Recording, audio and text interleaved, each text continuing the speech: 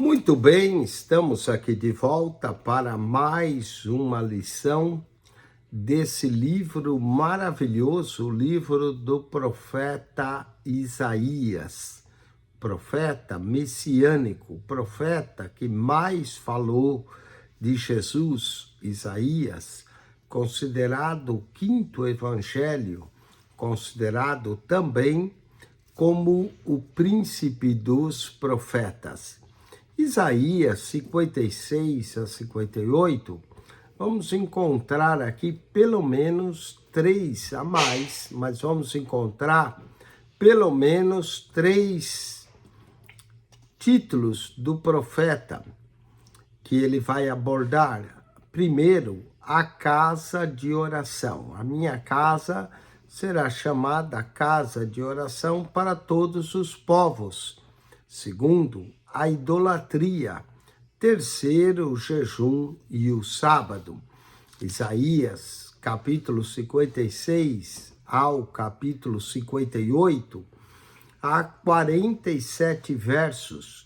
E nós vamos começar essa lição lendo Isaías 56, 1 ao 8, e depois leremos Isaías 58, 1 ao 10. Leiamos esses 18 versos. Isaías 56, verso 1 ao 8. Assim diz o Senhor: mantende o juízo e fazei justiça, porque a minha salvação está prestes a vir, e a minha justiça a manifestar-se. Bem-aventurado o homem que fizer isso, e o filho do homem que lançar mão disso, que se guarda de profanar o sábado e guarda a sua mão perpetrar algum mal. E não fale o filho do estrangeiro que se houver chegado ao Senhor, dizendo: de todo me apartará o Senhor do seu povo. Nem tampouco diga o eunuco: eis que eu sou uma árvore seca.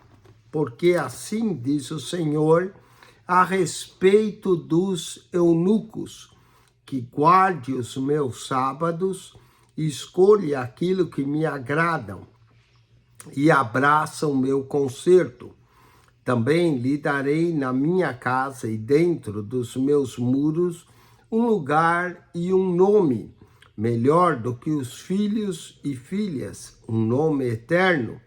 Darei a cada um deles, porque nunca se apagará.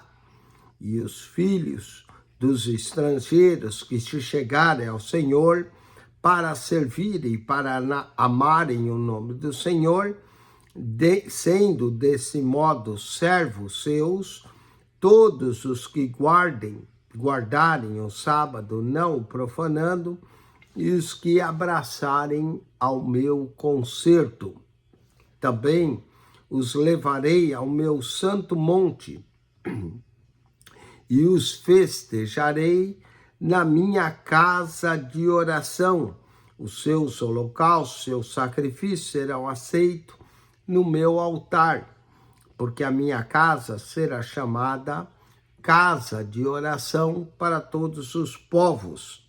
Assim diz o Senhor Jeová, que ajunte os dispersos de Israel, ainda juntarei outros que já se ajuntaram. Vamos agora ao capítulo 58, verso 1 ao 10. Clama em alta voz, não te detenhas. Levanta a voz como a trombeta e anuncia ao meu povo a sua transgressão e à casa de Jacó os seus pecados. Todavia me procuram cada dia, tomam prazer em saber que os meus caminhos, como um povo que pratica a justiça e não deixa o direito do seu Deus, pergunta-me pelos direitos da justiça, tem prazer em se chegar a Deus, dizendo: por que jejuamos nós e tu não atentas para isso? Porque afligimos a nossa alma e tu não sabes. Eis que no dia em que jejuais, achais o vosso próprio contentamento. e requereis todo o vosso trabalho. Eis que para as contendas e debaldes jejuais, e para dardes punhadas impiamente não jejueis, como hoje, para fazer ouvir a vossa voz no alto. Seria esse o jejum que eu escolheria, que o homem um dia aflige a sua alma, que incline a cabeça como junco, e estenda debaixo de si pano de saco grosseiro e cinza? Chamarias tu a isso jejum e dia aprazível ao Senhor? Porventura não é esse o jejum que escolhi, que solte as ligaduras da impiedade, que desfaça as ataduras do jugo, e que deixes livres os que quebrantados e os que despedaçam todo jugo. Porventura, não é também que repartas o teu pão com faminto, e recolhas em casa os pobres desterrados, e vendo nu o cubras, e não te escondas daquele que é da tua carne? Então romperá a tua luz como a alva, e a tua cura apressadamente brotará, e a sua justiça irá diante da tua face, e a glória do Senhor será a tua retaguarda. Então clamarás, e o Senhor te responderá. Gritarás, e ele dirá: eis-me aqui. Acontecerá que isso, se tirares do meio de ti o jugo, o estender do dedo e o falar da vaidade, e se abrires a tua alma ao faminto, e fartares a alma faminta, então a tua luz nascerá nas trevas, e a tua escuridão será como o meio-dia. Que versos maravilhosos que nós lemos, onde aborda aqui a casa de oração, a idolatria, o jejum e o sábado. Vamos agora ao estudo de número 11, ou a lição 11, casa de oração, idolatria, jejum e sábado. O texto áureo se encontra em Isaías 56, verso 7. Também os levarei ao meu santo monte, e os alegrarei na minha casa de oração. Os seus holocaustos, seus sacrifícios serão aceitos no meu altar, porque a minha casa será chamada casa de oração para todos os povos. Isaías 56, 7. A verdade prática é que a casa de Deus é um lugar sagrado, onde o respeito, a oração e a unidade devem ser nossas prioridades. A casa de Deus é um lugar sagrado, repetindo, onde o respeito, a oração, a unidade deve ser nossas prioridades. Vamos à introdução. Casa de oração para todos os povos. Abordaremos aqui nessa primeira parte a minha casa. Depois falaremos da casa de oração. E por último abordaremos para todos os povos. Também trataremos um alerta contra a idolatria. Isaías 57, verso 1 a 13, que idolatria é uma infidelidade espiritual ou prostituição espiritual. A idolatria e suas consequências, Isaías 57, 13. E abordaremos Isaías 57, 15, só o Senhor é Deus. E por último falaremos do jejum e o sábado. Isaías 58, verso 1 ao 14, abordaremos o jejum como um ritual vazio, falaremos do jejum verdadeiro e do sábado. e vamos depois à aplicação pessoal. Muito bem, vamos então à introdução da nossa lição. Nos capítulos 56 a 59 do profeta Isaías, Deus faz um chamado à restauração da adoração verdadeira. Aqui inclui a renúncia da idolatria, a prática de um jejum genuíno e transformador, o jejum que Deus escolheu. Esses capítulos formam também uma crítica direta à religiosidade vazia e à hipocrisia de fazermos atos religiosos só por fazer. Ao mesmo tempo, oferece instruções para uma vida devotada a Deus, centrada em Deus, marcada por justiça e por misericórdia.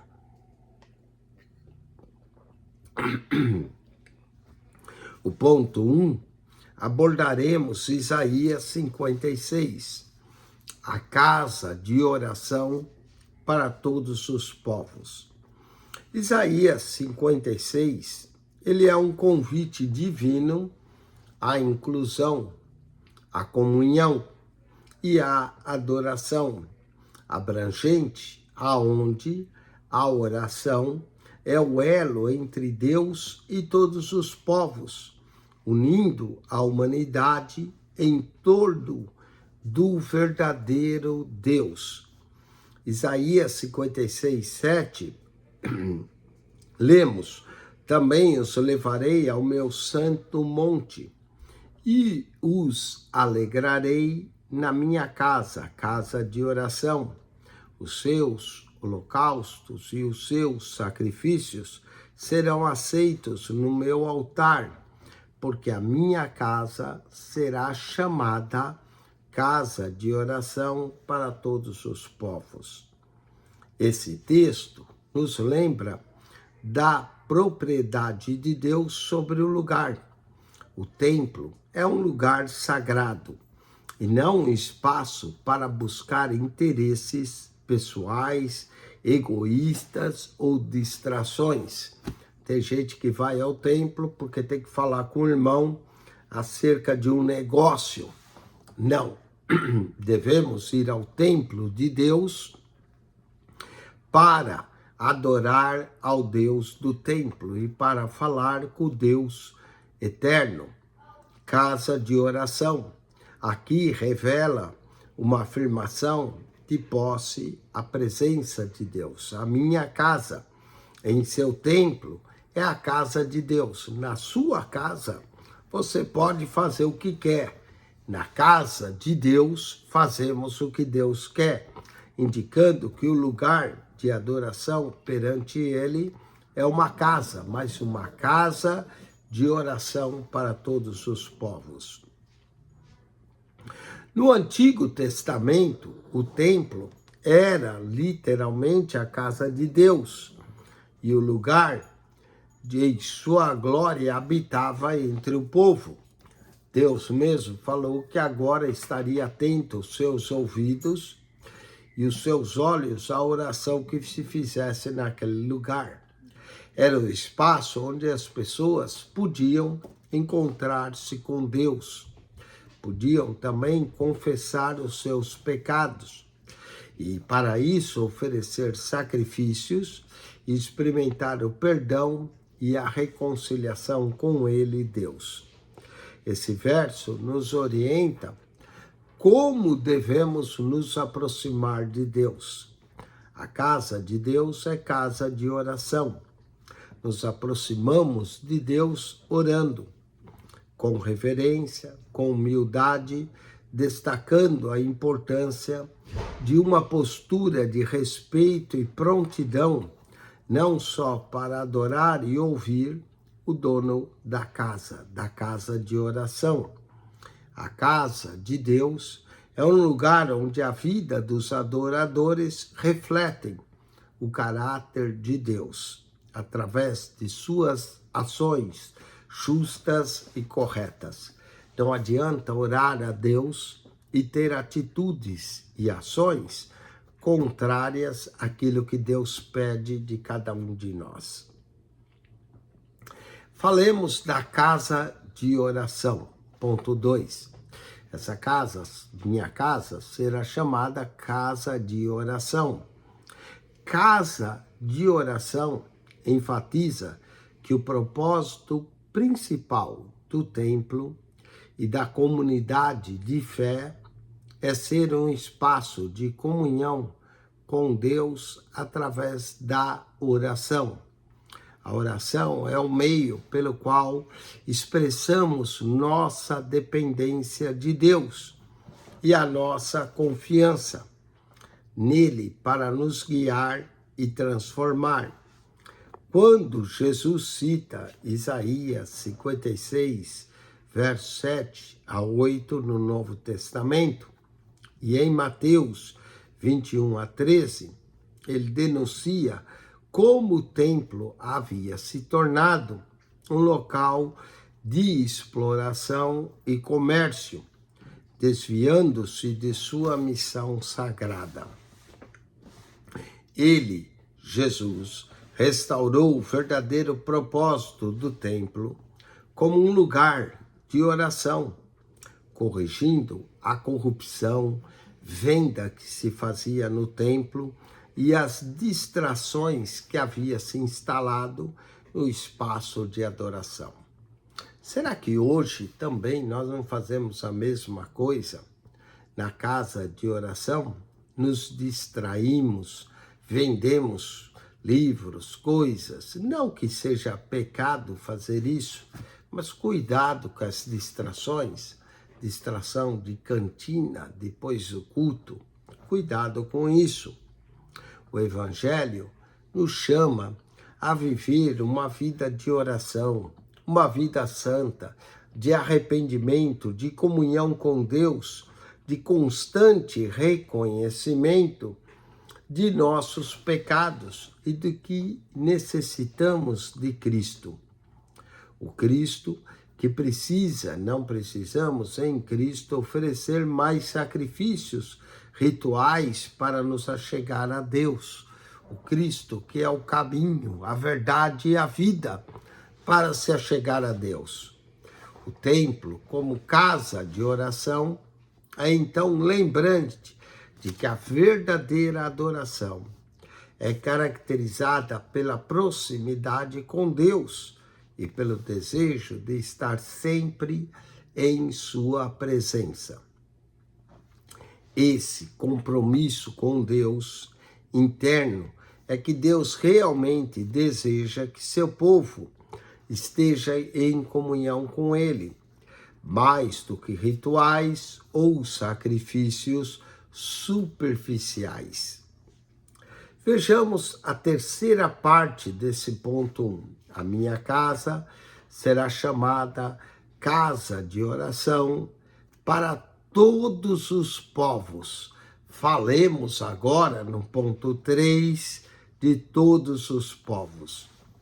Esse trecho revela o caráter inclusivo e universal do chamado de Deus. É para todos os povos.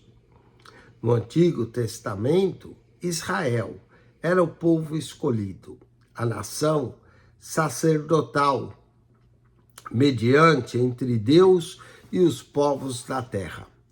Contudo, a promessa de Isaías 56, 7 mostra que o propósito de Deus sempre foi a inclusão de todas as nações e grupos, incluindo estrangeiros e eunucos, que antes eram excluídos dos privilégios do povo da aliança, Israel.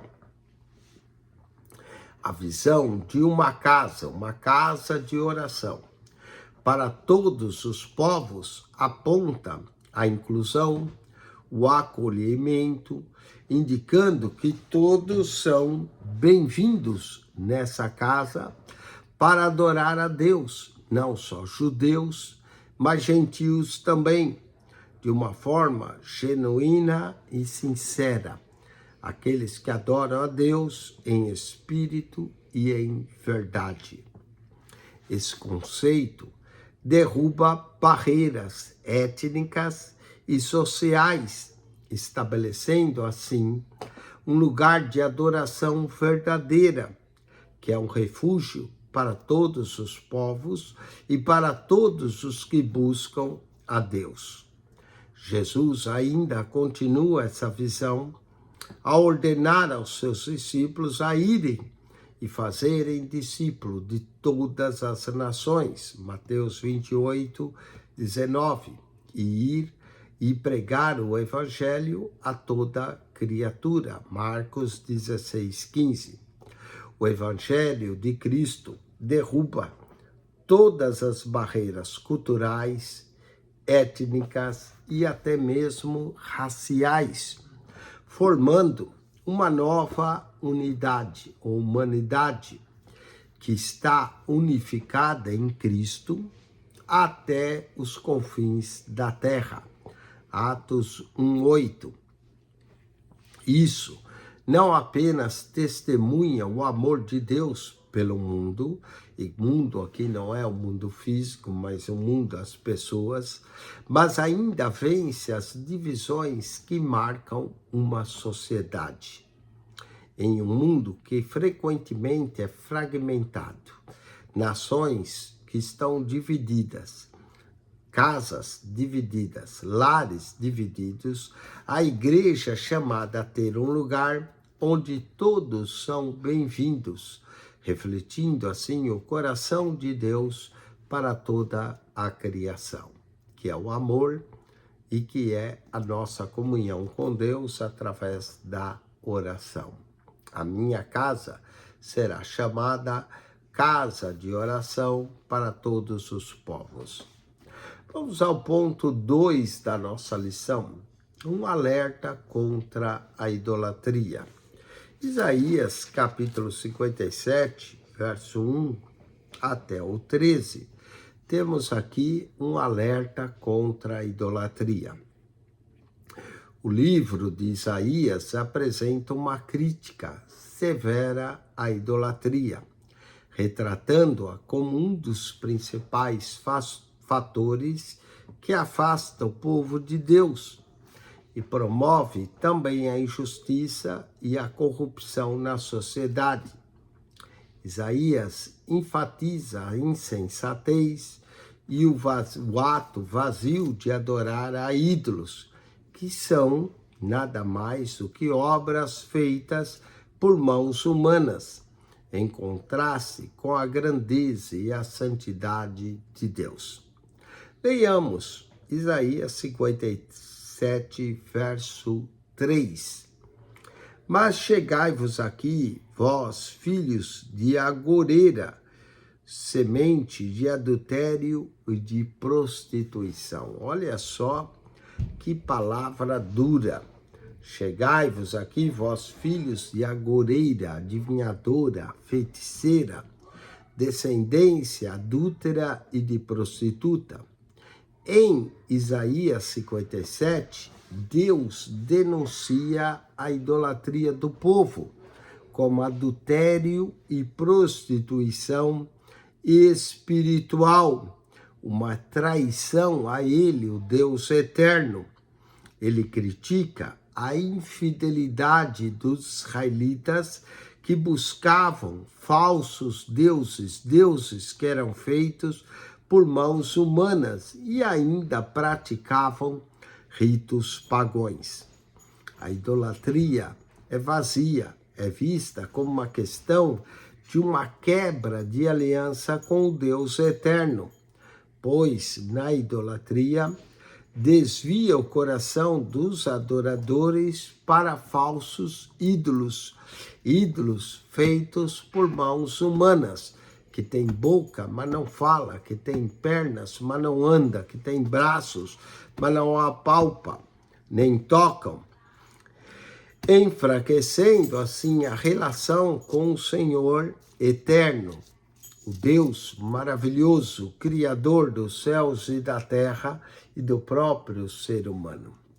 Essa traição espiritual, ela é descrita de maneira severa, mostrando a profundidade da ofensa que a idolatria representa contra Deus. O relacionamento de Deus com o seu povo é assim como um matrimônio, que é baseado numa aliança sagrada, e a idolatria equivale a uma rejeição, uma quebra desse matrimônio e desse compromisso, trazendo assim consequências espirituais e morais para a nação. Abordamos agora no ponto 2 a idolatria e suas consequências. Verso 13. Quando clamares, livre-te os teus congregados, mas o vento e a todo levará, a vaidade os arrebatará, mas o que confia em mim possuirá a terra e herdará o meu santo monte.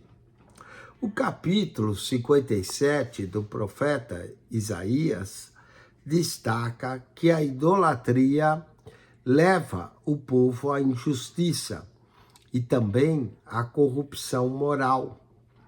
Os líderes e o povo que se afastam de Deus para adorar ídolos acabam cometendo abusos e injustiças. Eles se tornam insensíveis ao sofrimento dos pobres e vulneráveis, pois estão mais preocupados com seus próprios interesses e prazeres. A idolatria, portanto, não apenas ofende a Deus, mas também distorce a vida comunitária, promovendo comportamentos que prejudicam e degradam a sociedade. O ensino de Isaías sobre os vários aspectos da idolatria percorre todo o seu livro. Eis um breve resumo. A idolatria contribui para a desintegração moral de nação. Isaías, capítulo 1, verso 21 a 23. A idolatria substitui a adoração ao Criador pela veneração de objetos sem vida. Isaías 2, 8 a 9. A idolatria também cega o povo espiritualmente para não ver a verdade. Isaías 44, 18. E promove um culto a ídolos que é feito por mãos humanas. Isaías 44, 9 a 10. Isaías enfatiza ainda que os ídolos são incapazes de proteger ou até mesmo de salvar qualquer vida. A crítica aqui ela é direta. A dependência de deuses falsos resulta em decepção, pois eles não possuem sequer qualquer poder algum. Em contraste com aqueles que confiam no Senhor, são prometidos a herdar a terra, a viver em comunhão com Deus e ao seu santo monte, que é um lugar de proteção e de segurança divina, também da provisão divina. Isaías 57, verso 15, lemos: Porquanto assim diz o alto e sublime, que habita na eternidade e cujo nome é santo, em um alto e em um santo lugar habito, e também com contrito e abatido de espírito, para vivificar o espírito dos abatidos e para vivificar o coração dos contritos. Apesar da grave advertência sobre a idolatria e o risco de se confiar em objetos feitos por mãos humanas, que conceitos que substituem a Deus, Isaías 57 traz uma mensagem de esperança, de misericórdia. Deus aqui promete restaurar os contritos de coração e aqueles arrependidos, dizendo que ele habita com os contritos de coração. Isaías 57, verso 15, esse verso reforça que Deus, sendo Altíssimo e Santo, está sempre pronto a acolher e perdoar aqueles que abandonam os seus ídolos e se voltam para ele em arrependimento. A verdadeira adoração aqui é restaurada quando o povo renuncia à idolatria e busca a Deus com sinceridade.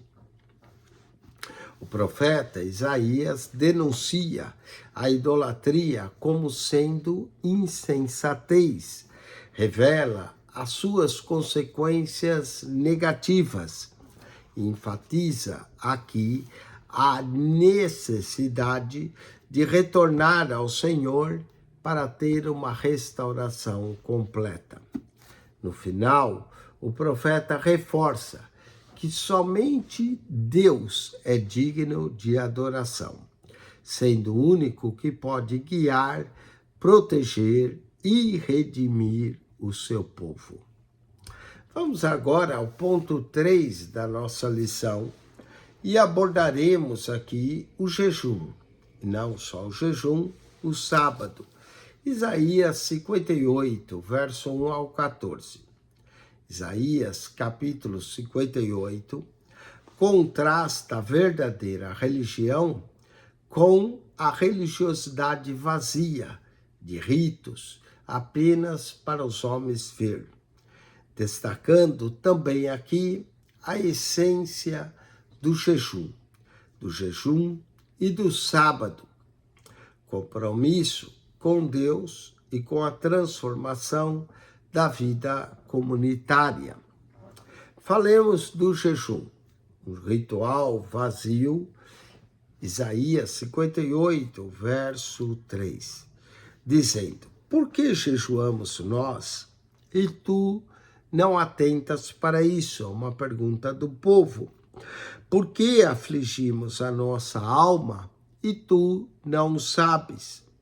Eis que o dia em que jejuais, achais o vosso próprio contentamento, a resposta divina, e requereis todo o vosso trabalho. Isaías 58 contrasta a hipocrisia de um jejum que é feito meramente de forma ritualista e que não resulta em mudanças de comportamento. Que adianta deixar de comer e continuar vivendo a vida do pecado? O profeta aqui destaca que o povo jejuava com motivações egoístas, buscando apenas os benefícios próprios. Isso é um grande pecado, buscar a Deus apenas para Ele resolver os meus problemas. Enquanto permanecia o povo insensível às necessidades dos outros. Olha, se o homem foi criado à imagem e semelhança de Deus, quando eu rejeito a necessidade do meu próximo, estou rejeitando a Deus. E Deus rejeita esse tipo de prática, declarado no verso 4 e 5.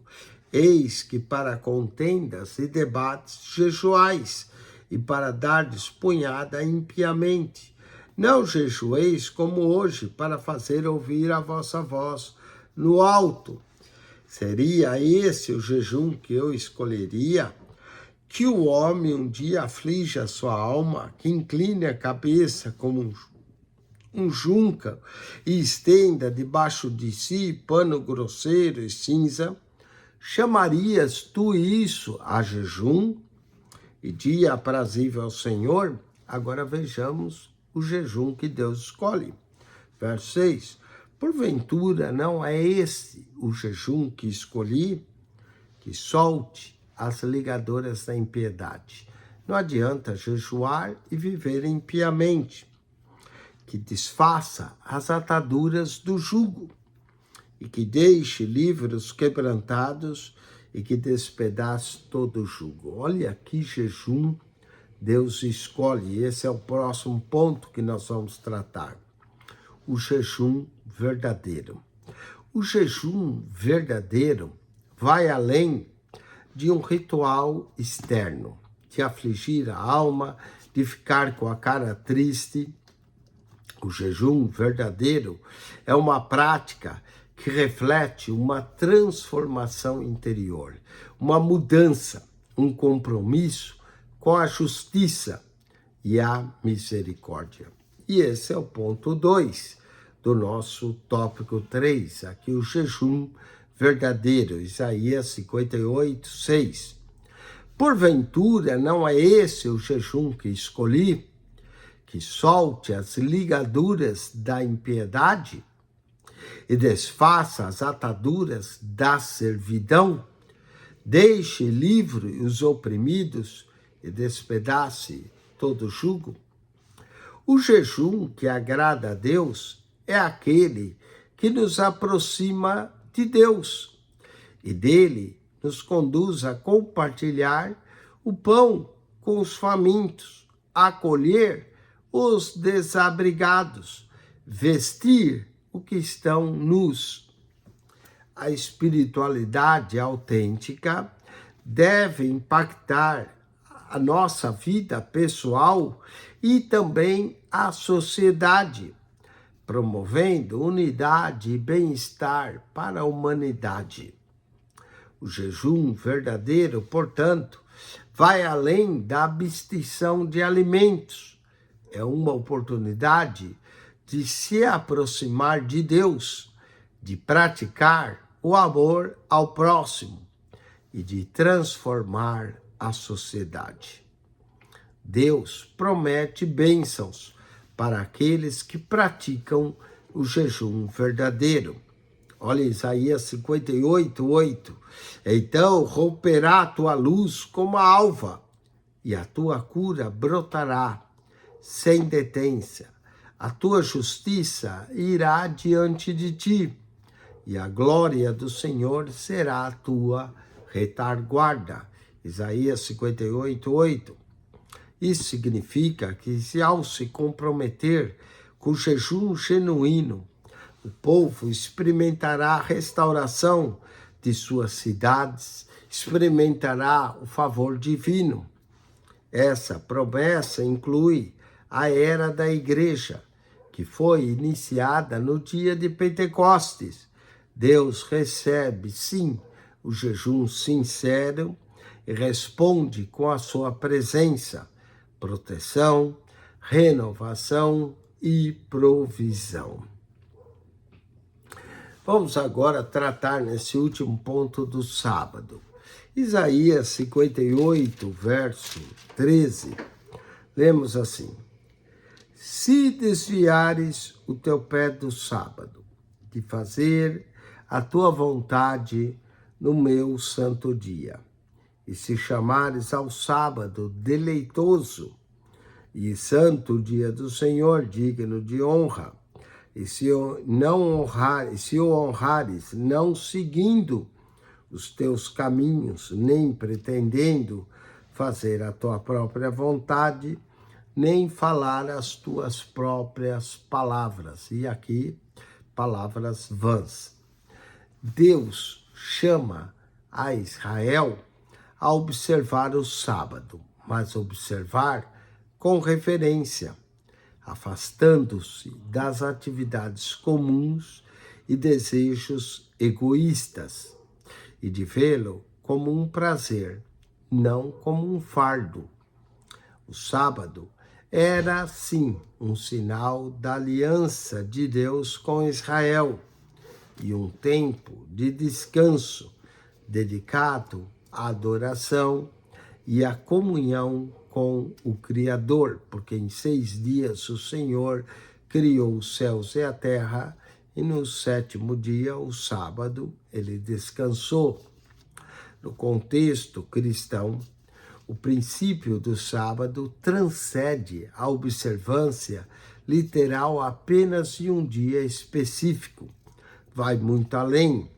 Os cristãos mesmo celebram o domingo, primeiro dia da semana, porque nesse o Senhor ressuscitou e foi chamado o dia do Senhor. Domingo vem domínio, Senhor, domingo, dia do Senhor.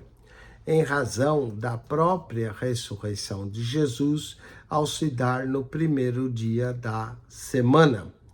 Desde os primórdios da igreja, o domingo, de primeiro dia da semana, tornou-se o dia de adoração e o dia do Senhor, dia de celebração da comunhão entre os crentes. Atos 20, verso 7, 1 Coríntios 16, 2. Enquanto que o sábado judaico era o dia do descanso físico e o domingo o dia de celebrar ao Senhor. Foi chamado domingo cristão, sábado judaico. E a liberdade que nos é oferecida por Cristo, que celebra a vida. Cristo simboliza a nova criação e a redenção que temos em Cristo, sendo um tempo de renovação, de alegria e de esperança na vida eterna. Colossenses diz que, capítulo 2, alguns guardam dias, sábados, mas nós guardamos o Senhor. O Senhor é o nosso descanso. Vinde a mim, todos vós que estáis cansados e oprimidos, e eu vos aliviarei. O Senhor é o Senhor do sábado, porque Ele próprio é o nosso sábado. Vamos à aplicação pessoal. Como povo de Deus, somos continuamente desafiados a viver de forma digna e relevante, refletindo a justiça e a santidade de Deus, sendo verdadeiros adoradores na casa do Senhor e perante toda a sociedade. Vamos agora às questões para reforçar aquilo que aprendemos.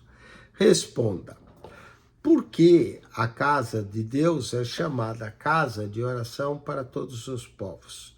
Muito bem, a casa de Deus é chamada casa de oração porque é nela que nós temos a comunhão com Deus. É para todos os povos porque Deus quer uma salvação universalista para todos aqueles que aceitam e se arrependem de Jesus. Aqui não há judeus nem gregos, não há gentios nem judeus, aqui é para todos os povos. Segunda pergunta: quais são as consequências da idolatria segundo Isaías? Bom, segundo Isaías, as consequências é a insensibilidade para com o próximo, é a busca de nossos próprios interesses, o desejo egoísta, em vez de adorarmos a Deus e nos preocuparmos com o próximo. E terceira e última pergunta: o que diferencia o jejum verdadeiro do ritual vazio? O jejum verdadeiro é aquele que solta a impiedade, a ligadura da impiedade e se volta para Deus e atende, quebra o jugo do necessitado. O ritual é aquele que deixa de comer e aflige a nossa alma, mas estamos fazendo isso por um interesse pessoal e não pela obra de Deus.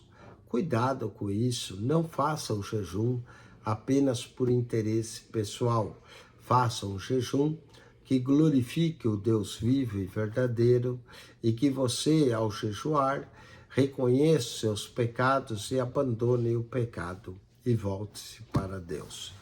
Bom, com isso concluímos mais uma lição do profeta Isaías, uma lição maravilhosa, que você, aluno, estudante da palavra de Deus, deve aplicar isso à sua vida pessoal.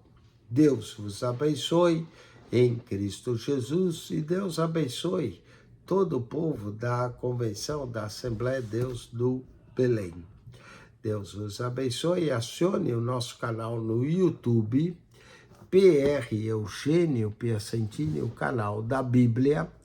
Ao entrar no canal, clique naquela foto redonda, vai aparecer um menu, clique no playlist, ali você vai achar mais de 250 pastas, com mais de 7.600 vídeos, além do comentário de 5 escolas bíblicas, a CPAD, a Betel, a CADB, a Central Gospel e a Conimadeb. São 5 escolas bíblicas dominicais para você, PR Eugênio Piacentini, o canal da Bíblia. Subscreva.